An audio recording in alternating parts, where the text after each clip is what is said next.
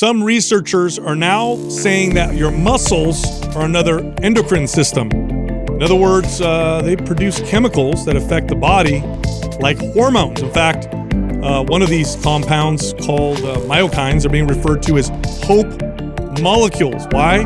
Because every time you work a muscle, you contract it, it produces this compound, and this particular compound has antidepressant effects, immunomodulatory effects, helps heal the body, essentially makes you healthier, it makes you feel good.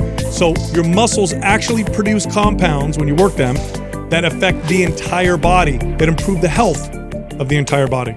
It's kind of cool, right? Yeah, so I think you said that in a really complex way. I think there was like a simpler way to say that, right? Well, I mean, your muscles squirt out something that is good for you. How about that? Yeah. I mean, that's maybe somewhere in between, maybe somewhere in the middle there. Like when you work out, the body releases feel-good hormones. Muscles. Okay. Muscles in particular. Oh, muscles in particular release a feel-good hormone that could help fight or potentially prevent depression, right? All of it. Depression, inflammation, cancer. So what's interesting is I think when people think of the health effects of building muscle, they think of the muscle itself. So just healthier muscle. And then maybe some of the side effects of that. But this is an actual compound that the muscle releases that affects the entire body. So like one workout, you produce this. As muscles become more fit, they produce more of this particular compound. And yeah, it's got antidepressant effects. You know, it's funny though, you brought this up the other day of like, did we really need a study for this? I know.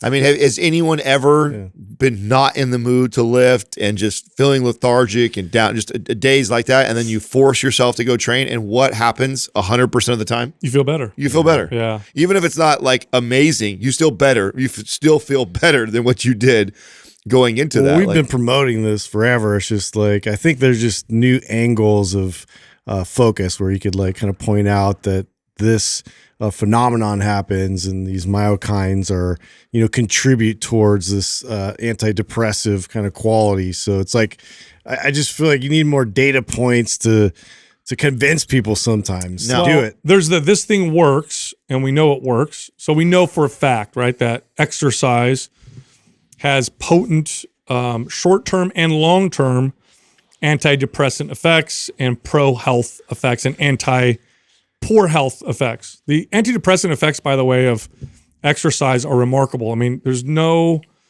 antidepressant that compares to exercise in the sense that there's no down-regulation receptors. There's no like, oh, it's not working anymore. It actually gets better over time. And then the improved health, contributes to that. So they know it works. This is just helping them identify what is happening that's making it work. What's the mechanism there? Yeah, and I'm sure downstream, they're going to figure out how to make a synthetic form of these myokines so you could take a pill and then, See, I've heard about these before. I've never heard it presented in this fashion. I know there's like a viral video going right now where this lady talks about that being the hope molecule. Yeah. And like, it's always interesting to see how these things get sort of like rebranded and sort of presented in a different way.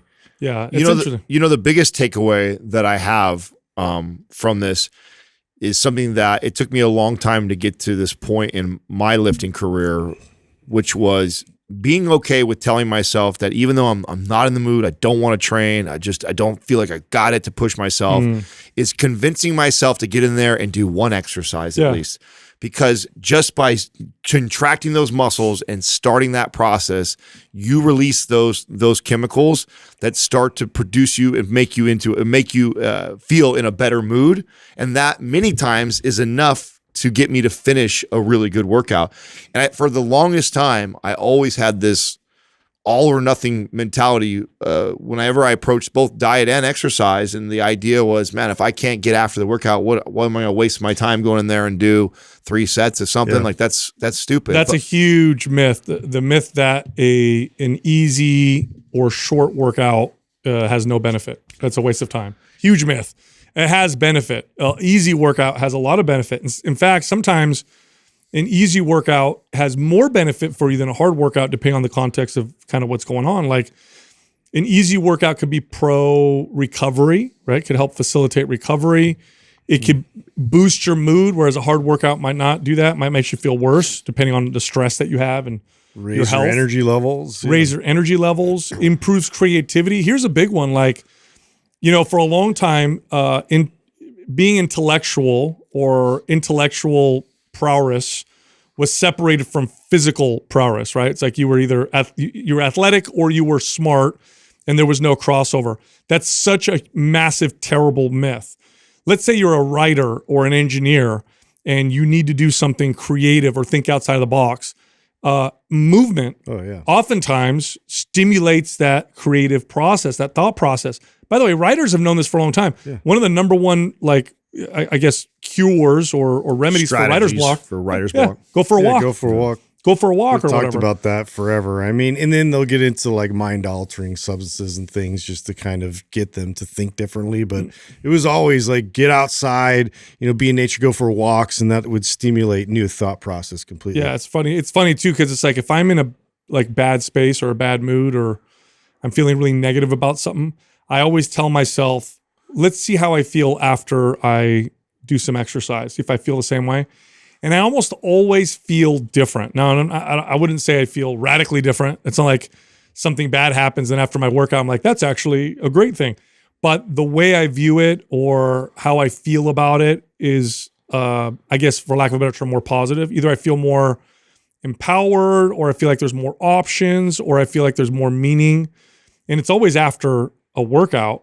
And then for creativity and inspiration, I mean, some of the best ideas I've ever had have come in the middle of a workout or right afterwards. Always. It's almost always. I don't know about you guys. You guys ever notice that? Yeah. I mean, it definitely stimulates a lot of creative ideas. And it's usually when I'm doing a light workout or I'm doing something out of the ordinary. So I'm like rotating, I'm doing some kind of functional movement, or I'm outside and kind of in nature in a combo of the both. Very stimulating for creativity. Yeah. It's one of those things for me. It's for me, it's definitely, and I think you notice this the longer you work out, because when you look at like polls of people who exercise consistently and who've been doing so for, let's say, like a decade, for example, people have been doing it for a long, long time. Whenever they do polls and they ask them, what are the top 5 reasons why you do this? Appearance is not the top. It's not 1 or 2. Sometimes it's 3, but it's usually not 1 or 2. It's always mental health and well-being and like health. So like the way it makes you feel as you do this for a long period of time, you start to realize there's so much more value in that than the like looking a particular way, because that's where the value is. Well, that's usually what gets everybody in, and like then the beginners sort of keep that mindset until they realize that this is you're embarking on a whole lifestyle change. So it's like you got to kind of enjoy other elements of it and get motivated in a different way.